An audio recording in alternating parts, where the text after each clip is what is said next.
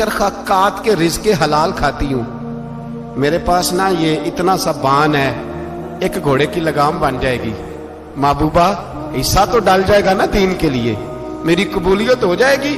میرے حبیب نے ہاتھ اٹھائے اور دعا مانگی، کہے اللہ جتنا تو میدان کے مجاہدوں کو اجر عطا فرمائے اتنا اس غریبنی کو بھی عطا فرما، اتنا اسے بھی دینا۔ بھائی یہ جذبے تھے، یہ رنگ تھا امت مسلمہ کا، اس لیے کافر گھر میں بیٹھ کے کانپا کرتا تھا۔ اب اسے پتا ہے یہ اے سی والی کار سے نہیں نکل سکتے، اسے پتا ہے کہ ہم نے انہیں بوتل پہ لگا دیا ہے، اب یہ پیپسی مرینڈا اور یہ پی کے کھانے کے ساتھ تو یہ مست رہتے ہیں، اب یہ نہیں نکل سکتے گھر سے، ہم نے انہیں ان چیزوں پہ لگایا ہے جو ان کے وجود کو کھوکھلا کر رہی، اب کیسے میدان میں نکلیں گے؟ وہ اس لیے نہیں ڈرتا کہ وہ تیری آسائشوں، تیری زندگی میں آنے والی سہولتوں سے آشنا ہے۔ موت بستر پہ بھی آ جاتی ہے، لیکن جس کو میدان میں آتی ہے وہ ساری زندگی زندہ رہتا ہے، وہ ساری زندگی زندہ رہتا ہے۔ بھائی مرنا تو ہے، لیکن اگر زندگی دین کے کام آئے گی تو امر ہو جاؤ گے، بچ جاؤ۔ ہمیں رنگ دیا ہے قرآن پاک نے، محمد الرسول اللہ والذین معہ اشداء علی الکفار رحماء بینہم۔ پہلی بات یہ کہ کافر کے لیے سختی کا جذبہ رکھیں، نرمی اتنی دیر جتنی دیر اسے دین کے قریب کرنا ہے، لیکن اگر وہ بغض دکھائے تو اشداء علی الکفار، اور مومن کے حق میں رحماء بینہم۔ پھر فرمایا مدد بھی مانگو، تراہم رکعا سجدا یبتغون فضلا من اللہ ورضوانا، رکوع کرو، سجدے کرو، مدد مانگو، اور زندگی سے پیار نہ کرو اس لیے کہ جانا تو ہے، جب وقت آئے تو پھر شہادت سے پیار کرو، پھر سامنے کھڑی جنت سے پیار کرو۔ اللہ کی بارگاہ میں یہ التجا ہے، اللہ عالم اسلام کے جوانوں کے دلوں میں حضرت سیدنا امام حسین کے جذبوں کی خیرات عطا فرمائے۔ آخر دعوانا ان الحمد۔ ارے میں گسارو سویرے سویرے خرابات کے گرد پھیرے بپھیرے، کبھی اس طرف بھی گزر کر تو دیکھو، بڑی رونقیں ہیں فقیروں کے ڈیرے۔ بڑی تمنا تھی کہ بڑی جگہ حاصل کریں گے اور بڑا اہتمام کر سکیں گے، لیکن انسان اپنے رب کے فضل کو نہ شمار کر سکتا ہے، نہ گن سکتا ہے، نہ تول سکتا ہے۔ ذالک فضل اللہ یؤتیہ من یشاء۔ میرے عزیزو، میں اور آپ مسلمان ہیں، اللہ کے گھر میں بیٹھے ہیں، وضو کے ساتھ آئے ہیں۔ زندگی ہم سے پہلے بھی بڑے لوگوں کی گزر گئی اور پھر وقت سمٹ گیا اور وہ قبروں میں چلے گئے۔ ہم بھی قطار میں موجود ہیں، کئی لوگوں کا نمبر لگ گیا ہے، کسی وقت بھی کسی کی بھی باری آ جائے گی۔ چند ایک ضروری چیزیں ہیں، ان کو اپنے ذہن میں اچھی طرح سنبھالیں۔ سب سے پہلے یہ سمجھ لیں کہ عمل زندگی کا حسن ہے، نیکی، پرہیزگاری، نماز، روزہ، حج، زکوٰۃ، خیرات، اخلاق، لیکن جو نجات کا دار و مدار ہے وہ عمل پر نہیں، وہ عقیدے پر ہے۔ اگر عقیدوں میں خرابی آ جائے، اللہ تعالیٰ کی ذات کے بارے میں، رسول پاک علیہ السلام کے کمالات کے بارے میں، حضور علیہ السلام کی طیب و طاہر آل پاک کے بارے میں، یا حضور کے جمیع صحابہ کے بارے میں کسی کے عقیدے میں کمی آ گئی، میرے نبی پاک علیہ السلام کی ذات کے بارے میں ہمیشہ اپنا عقیدہ اعلیٰ رکھنا، ستھرا رکھنا، اور اپنے ذہن میں یہ بات بٹھا کے رکھنا کہ بعد از خدا بزرگ توئی قصہ مختصر۔ کبھی کسی شخص کی کمزور بات کے پیچھے نہ چلنا۔ اللہ نے ہمیں رحمت للعالمین نبی کا غلام بنایا ہے۔ اللہ نے محبوب پاک علیہ السلام کو عظمتوں، شانوں، بلندیوں کے ساتھ بھیجا ہے۔ کبھی کسی ایسے بحث کا حصہ نہ بننا جو حضور کے کمال کو تولے، یا نبی پاک کے علم کو تولے، یا حضور کے فضائل کو تولے، یا نبی پاک علیہ السلام کی عظمتوں کو تولے۔ کبھی اس بات کے قائل نہ ہونا یہ نظریہ لے کے ہم نے قبر میں جانا ہے کہ بلغ العلا بے کمال ہی کشفت دجا بے جمال حسنت جمیع خصال صلو علیہ حضور کی عظمتوں کے قائل رہنا اور ہمیشہ قائل رہنا اور جم کے قائل رہنا. کبھی کسی کمزور بات کا سہارا، لوگ بڑی کہانیاں سناتے ہیں، بڑی باتیں بتاتے ہیں، کبھی اس چکر میں نہ پڑنا. نبی پاک کی جتنی نسبتیں ہیں نا ان سب کا احترام کرنا. ہمارے بزرگ نا جس گدھے مبارک پر محبوب سوار ہوتے ہیں نا اسے گدھا نہیں کہتے. ہمارے بزرگ اسے کہتے ہیں دراز گوش شریف. دراز گوش فارسی میں لمبے کانوں والے کو کہتے ہیں. کہتے ہیں چونکہ اس گدھے پر حضور سوار ہوئے ہیں اب اس کو دراز گوش شریف کہنا ہے. کہتے ہیں کبھی کو مٹی تھوڑی محبوب کریم علیہ الصلوۃ والسلام کے قدمین شریفین کے قریب آئے تو یہ نہیں کہنا قدموں کو مٹی لگ گئی، کہنا کچھ مٹی حضور کے قدم چومنے لگی. مٹی حضور کے قدم چومنے لگی. کبھی بات کرنا ہوتی تو کہتے کہ بیماری آئی تھی محبوب پاک سے فیض لینے کے لیے. تو بہت احترام کے جذبات. اعلیٰ حضرت بریلوی رحمۃ اللہ علیہ کے سامنے کسی نے یہ شعر پڑھا تھا کہ شان یوسف جو دبی وہ بھی اسی در پہ دبی. تو فرمایا یہ تو کیا کہہ رہا ہے، حضور تو کسی کو دبانے آئی نہیں. تو کہہ شان یوسف جو بڑی وہ بھی اسی در سے بڑی. پھر کسی نے کہا تھا وہ دو درخت تھے نبی پاک کے گنبد کے سامنے کھجوروں کے پرانے زمانے میں، تو کسی نے کہا تھا یوں ہیں درخت حضرت والا کے سامنے، مجنوں کھڑا ہو خیمہ لیلا کے سامنے. تو اعلیٰ حضرت فرمانے لگے تم نے حضور کے خیمے کو تشبیہ ٹھیک نہیں دی، تمہیں کہنا چاہیے تھا یوں ہیں درخت حضرت والا کے سامنے جیسے قدسی کھڑے ہیں عرش معلیٰ کے سامنے. کبھی بھی کوئی کمزور لفظ کمزور جملہ حضور سرور کہوں کہ مالک و مولا کہوں تجھے، باغ خلیل کا گلے زیبا کہوں تجھے، لیکن رضا نے ختم سخن اس پہ کر دیا خالق کا بندہ خلق کا آقا کہوں تجھے. ایک تو یہ بات. دوسری بات یہ کہ بڑا افراط و تفرید کا دور آیا ہے. جس کو بھی لڑانا ہوتا ہے وہ مذہبی بنیادوں پہ لڑانا شروع کر دیتا ہے. مذہب کے نام پر لوگوں کو ایموشنل کرنا اور مذہبی بنیادوں پر تفریق پیدا کرنا یہ بڑی گھناؤنی سازش ہوتی ہے. کبھی بھی کوئی ایسا کام نہ زندگی میں کرے کبھی بھی کہ جس کے اندر معاملہ اس طرح کا ہو. اپنا قد اونچا کرنے کے لیے کبھی بھی مذہب کا سہارا نہ لے. اپنی ذاتی لڑائیوں کو کبھی مذہب کا رنگ نہ دے. اس میں کبھی بھی دین کی بنیادوں کو نہ لے کے آئیں. کوئی ایسا کام نہ کرے. آپ کی کسی سے ذاتی دشمنی ہے تو اسے شمر یزید کہنے کی ضرورت نہیں ہے. آپ ذاتی بات کریں اس کے ساتھ جو کرنی ہے. نبی پاک علیہ الصلوۃ والسلام کے صحابہ اور اہل بیت کے نام پر لوگ ذاتی لڑائیاں لڑتے ہیں. خدا را اس سے بچو. یہ جو حضور کی اولاد پاک ہے نا، جو نبی پاک کی، میں اللہ کے گھر میں مسجد میں بیٹھا ہوں، میرے مرشد کی اولاد کیا اس دروازے سے جو گزر جائے وہ بھی میرے لیے قابل احترام رہا. اور میرے استاد صاحب کے بچے، میں آپ کو دیانتداری سے کہتا ہوں کبھی آ جائیں تو مجھے سمجھ نہیں آتی میں بٹھاؤں کہاں. اس لیے کہ اصلاں نال جے نیکی کریے اور نسلاں تاک نہیں بھول دے. استادوں کے بچے آ جائیں تو بٹھانے کو جگہ نہیں ملتی. اگر استادوں کے بچوں کا یہ حال ہے تو رسول پاک کی اولاد کا کیا حال ہونا چاہیے. نبی پاک کی اولاد پاک کے بارے میں کبھی بھی اپنی طبیعت میں کوئی کمزور بات نہ رکھنا. نبی کریم نے فرمایا اے اللہ یہ میرے حسن اور حسین ہیں، میں ان دونوں سے محبت کرتا ہوں، تو بھی ان سے محبت فرما. اور پھر محبوب فرمانے لگے اے اللہ جو میرے حسن حسین سے محبت کرے تو ان سب سے بھی محبت فرما. اس طرح حضور کی اولاد پاک کا احترام کرنا ہے نا، بالکل اسی طرح میرے نبی پاک کے صحابہ.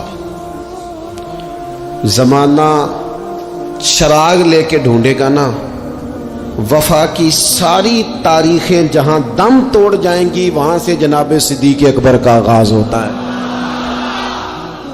دم توڑ جائیں گی جہاں ساری چیزیں. ابو بکر صدیق، جناب صدیق اکبر. او دوستو، اتنے بڑے لفظ نہیں ملیں گے کبھی بھی کہ حضور فرماتے ہیں میرے پاس جس کے پیسے آئے میں نے امانت سمجھ کے خرچ کیے، ابو بکر کے آئے تو میں نے اپنے سمجھ کر خرچ کیے. حضرت ابو بکر صدیق کی اور پھر سیدنا فاروق اعظم. آپ نے بھی حدیث سنی ہوگی، میں نے بھی، حضور نے فرمایا کہ شیطان عمر کو دیکھ کے رستہ بدل جاتا ہے. پہلے یہ حدیث پڑھا سنا کرتے تھے، اب اس طرح کا تجربہ ہوا ہے کہ بات ہی کھل گئی ہے. وہ صرف حضرت عمر کو دیکھ کے رستہ نہیں بدلتا، حضرت عمر کا نام بھی لے تو رستہ بدل جاتا ہے. اب یقین کریں ہم نے لوگوں کو رستے بدلتے دیکھا ہے. نام لے لے حضرت عمر کا، شیطان رستہ بدل گیا. اور سیدنا عثمان غنی، پیک کرے صدق و صفا منبع شرم و حیا، نور کی سرکار سے پایا دوشالہ نور کا، او مبارک تم کو ذوالنورین جوڑا نور کا. حضرت عثمان غنی. اور پھر مولا علی، شیر خدا، حال عطا، مشکل کشا، حضرت مولا علی شیر خدا. حضور نے بات ہی ختم کر دی. علیہ السلام نے فرمایا علی دنیا میں بھی میرا بھائی ہے، آخرت میں بھی میرا بھائی ہے. حضور کے جمیع صحابہ، جمیع، سن لیں، جمیع صحابہ بشمول کاتب وحی سیدنا امیر معاویہ رضی اللہ تعالیٰ عنہ تھا. جمیع صحابہ ہر ایک کا ادب، احترام اور روح اور دل سے اپنی طبیعت میں پیدا رکھنا. کبھی کسی چکر لوگ آپ کو فلسفہ سنائیں گے، فلسفہ تو لوگ ابا کے خلاف بھی سناتے ہیں. فلسفے کی رنگ میں تو لوگ یہ بھی کہتے ہیں کہ تیرا بھائی تیرا اصل میں دشمن ہے. فلسفے میں تو لوگ بڑی چیزیں لے آتے ہیں. تو لوگوں کی کہانیاں سن کے کبھی چکر میں نہ پڑنا، عقیدے کو مضبوط رکھنا. اور دوسری میں آپ حضرات سے گزارش کروں گا، اپنی زندگی سے کام لیں، اپنی زندگی کو بامقصد بنائیں. اس سے پہلے کہ وجود تھکنے لگے، بیمار ہونے لگے، کمزور ہونے لگے، ایسا وقت آ جائے کہ لوگ نمازیں بھی کرسیوں پہ پڑھنے لگے، اپنے آپ سے کام لیں. سخت محنت کا عادی بنائیں اپنے آپ کو، جد و جہد کریں. یہ ڈھیر ساری تعداد میں ان لوگوں کی دیکھتا ہوں جو کام نہیں کرتے، محنت نہیں کرتے.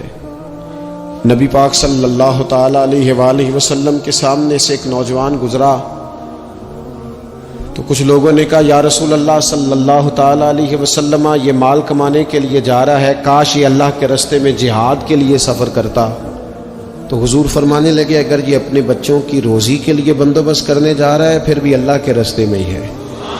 ماں باپ، بہن بھائی، بیوی بچوں کے حقوق ادا کرنے کے لیے کوشش کر رہا ہے تو بھی اللہ کے راستے میں ہی ہے. اور اگر اس لیے کوشش کر رہا ہے کہ میں کسی کے سامنے ہاتھ پھیلانے سے بچوں تو فرمایا پھر بھی اللہ کے راستے میں ہی ہے.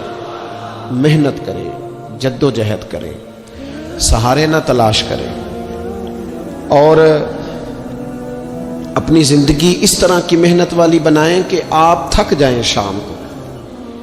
ایک لمبی تعداد ہے لوگوں کی جو کام نہیں کرتی، کوشش نہیں کرتی، تگ و دو نہیں کرتی. کوئی بھی آپ کسی شعبے سے بھی وابستہ ہیں، بجائے اس کے کہ دوسرے شعبے کو ٹھیک کرنے کی کوشش کی جائے، ہم جس شعبے میں ہیں ہم اس شعبے میں محنت کریں، کوشش کریں.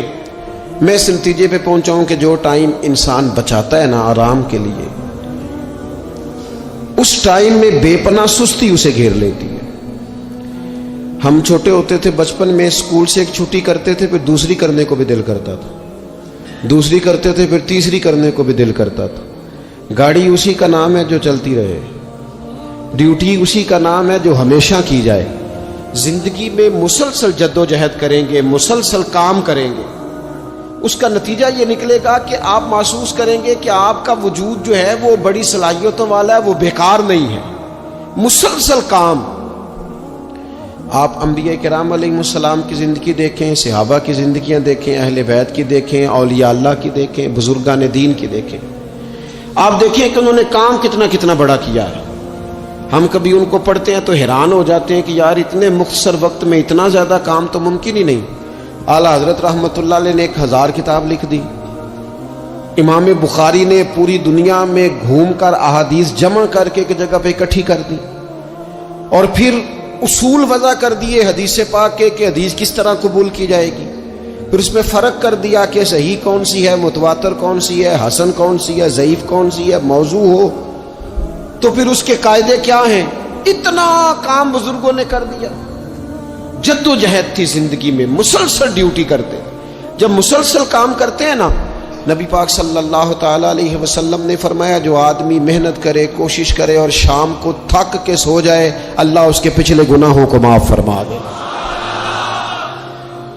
تو چلتے رہیں, جد و جہد کریں, ہمت کریں, کوشش کریں. کبھی کبھی یوں ہوتا ہے کہ انسان سمجھتا ہے کہ میں نے کوشش تو کی تھی لیکن یار یہ میرے کوشش کرنے سے کوئی نتیجہ نہیں نکلا. عارف رومی رحمۃ اللہ علیہ فرماتے ہیں کہ ایک شہر ایسا تھا جس میں ایک بیماری بار بار حملہ کرتی تھی. تو 3-4 پہاڑیاں ایک دوسرے کے اوپر تھیں, اکٹھے پہاڑ بنے ہوئے تھے. اس کے اوپر وہ جڑی بوٹی تھی جس سے اس بیماری کا علاج ہوتا تھا. تو کئی حکیموں نے بتایا کہ اگر وہ جڑی بوٹی حاصل کر لی جائے تو تمہارے شہر کے لوگ صحت یاب ہو سکتے ہیں. پر وہ 4 پہاڑیاں اوپر نیچے اور پھر ڈھلان بڑی سیدھی تھی, جو پیر رکھتا پھسل جاتا, کوئی جرت ہی نہ کرتا اوپر جانے کی. لیکن لوگ بیمار تھے, تکلیف میں تھے.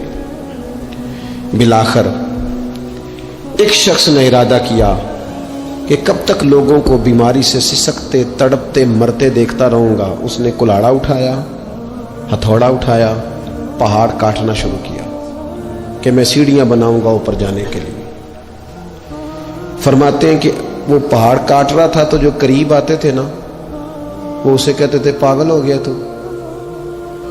تو اکیلا بندہ کیسے پہاڑ کاٹے گا, بیوقوف ہے, چھوڑ دے. اس نے کہا یار تم ساتھ نہیں چل سکتے تو حوصلہ شکنی تو نہ کرو, مجھے کچھ کرنے تو دو.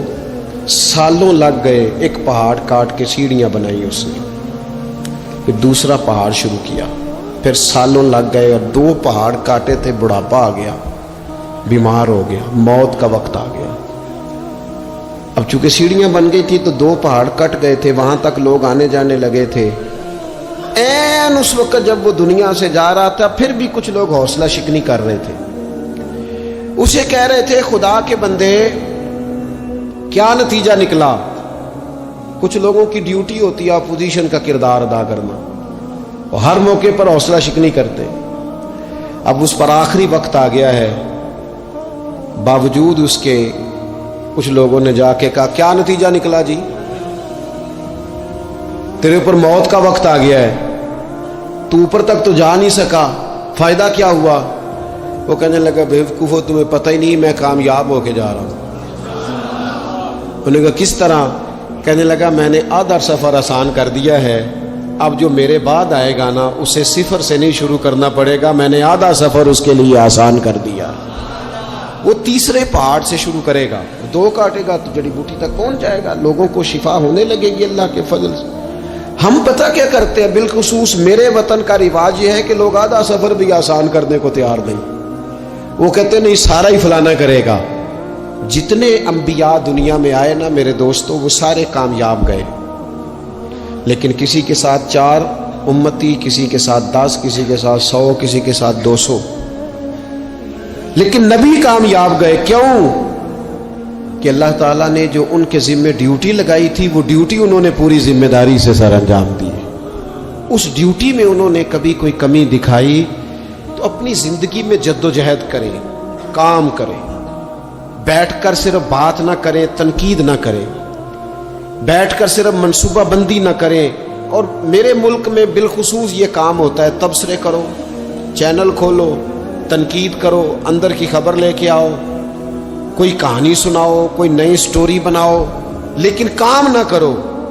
بڑی خوبصورت بات کی شاعر نے, اس نے کہا شکوائے ظلمت شب سے تو کہیں بہتر تھا, اپنے حصے کی کوئی شمع جلاتے جاتے. लोग तालीम नहीं हासिल कर रहे, तो भैया आप एक बच्चे का खर्च उठा लें, किसी गरीब का आप उसे पढ़ा दें, एक बंदा तो आपकी वजह से तालीम याफ्ता हो जाए।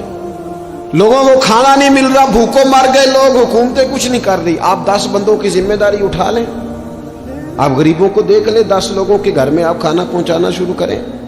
और ये होता रहा है, लोग ये काम करते रहे, ये ड्यूटियां हमारे बुजुर्गों ने सर अंजाम दी है, 2-2 करके, 4-4 करके, 6-6 करके उन्होंने काम किया है। अपनी जिम्मेदारी का एहसास करें, मुसलसल काम करें, मुसलसल जद्दोजहद करें, मुसलसल ड्यूटी करें। और फिर मेरी तीसरी गुजारिश आपसे ये है कि जिस तरह आप अपने अपने घर में आपकी जिम्मेदारी। वीडियो देखने का शुक्रिया।